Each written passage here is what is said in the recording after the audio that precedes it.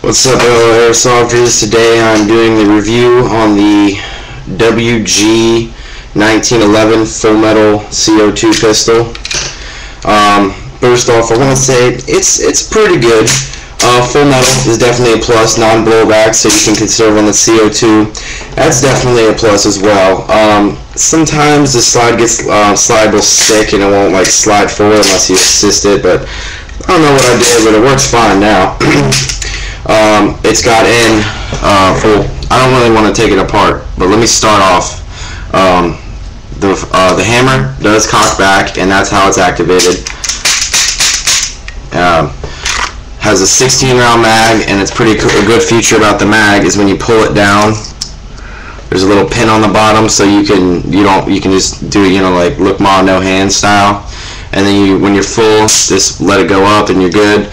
It's got the CO2 thing on the back that unscrews like this, and there's like no way to cover it, so but the good features about the gun is it's got a two-way one there and then one on the top. You can adjust it up and down and left and right, the rear sight for windage. A thing I don't see a lot on pistols is it has adjustable hop up. Hold up. Right there. That little screw is an adjustable hop up. The front sight has the night sight type deal. I think it's a blade as well.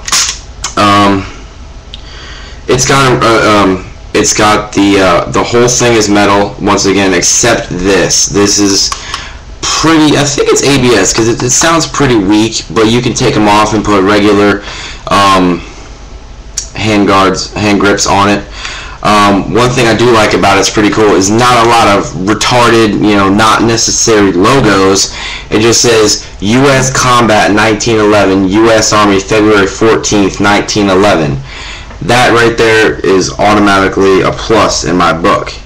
The thing though that's gay is they have that, they went into in-depth with that, and yet they have their logo on the side. I know you gotta have your own logo, but make it realistic. Put Colt there, and then like put WG somewhere over here.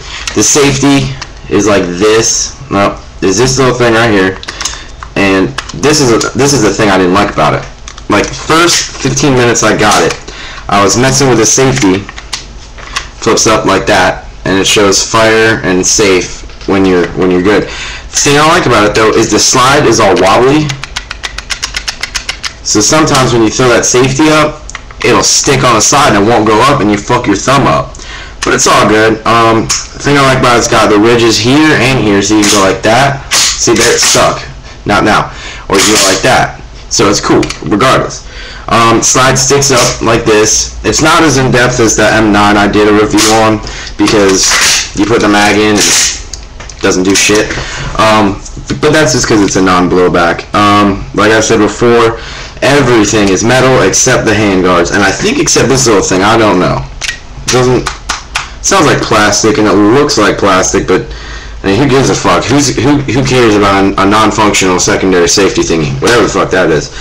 I don't know how it goes with everyone else who ordered this, but this little screw here on the side, it won't tighten. It won't come out. Well, I got it to come out, but it won't tighten. But it ain't coming out anytime soon.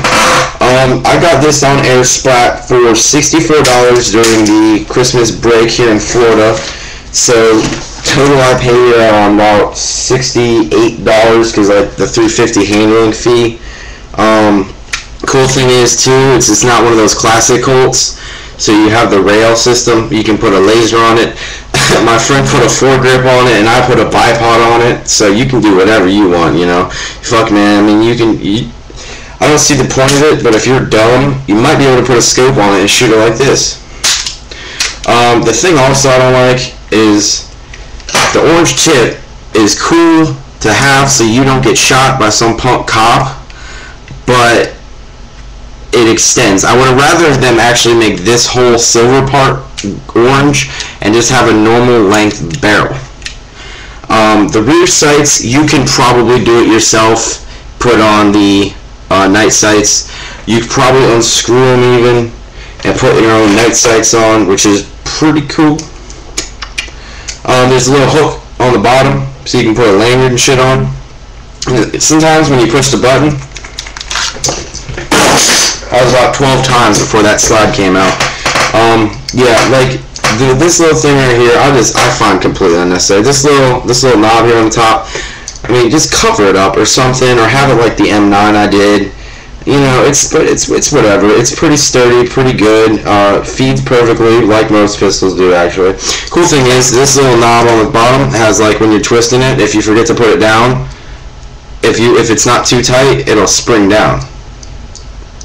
So that's a good feature. What else can I say about this gun? It's not an ambidextrous safety or mag release. Neither is the M9, but the M9 does have an ambidextrous safety. I think you can disassemble it by pushing this button right there on the side. You can push that button. Yep. I don't know if that's true, but there's also a pin, a black pin. I know you can see that. If you don't, you're retarded. That right there, that black pin. I think that involves taking it apart too. And to take this slide off, if I had something to unscrew it, I would. Actually, no, I'm completely retarded because this is not how you disassemble it. This is up here. You take these, there's one screw here, and there's one screw there. You take them off, and there's a little piece right here that connects into the back, and then it'll pop off. You keep the screws and keep that because you don't want to have a slide that slides right off, and it comes off, and it reveals everything. It does say made in Taiwan engraved. And my friend on his, he kind of took like a yellow oil crayon pen, whatever the hell it is, and actually brightened it, which I think is dumb, because who cares if it was made in a shop with like 3-foot tall midgets? No one does. The adjustable hop-up is really a plus. This thing, although it doesn't have the best performance, the accuracy for the gun itself is, on a scale of 1 to 10, I'd give it about a 7, with 2 5s. With 2s, they start to curve. People say on all the reviews on the websites and shit, they say it curves at like 15 feet. I don't see it. I'm not blind, and I'm pretty sure 15 feet is not from one end of the street to the other, unless you're in New York. Maybe that's why they said 15 feet, because they were shooting at a building that was like at the end of their road or something. I don't know. But with 2s, yeah. With 12s,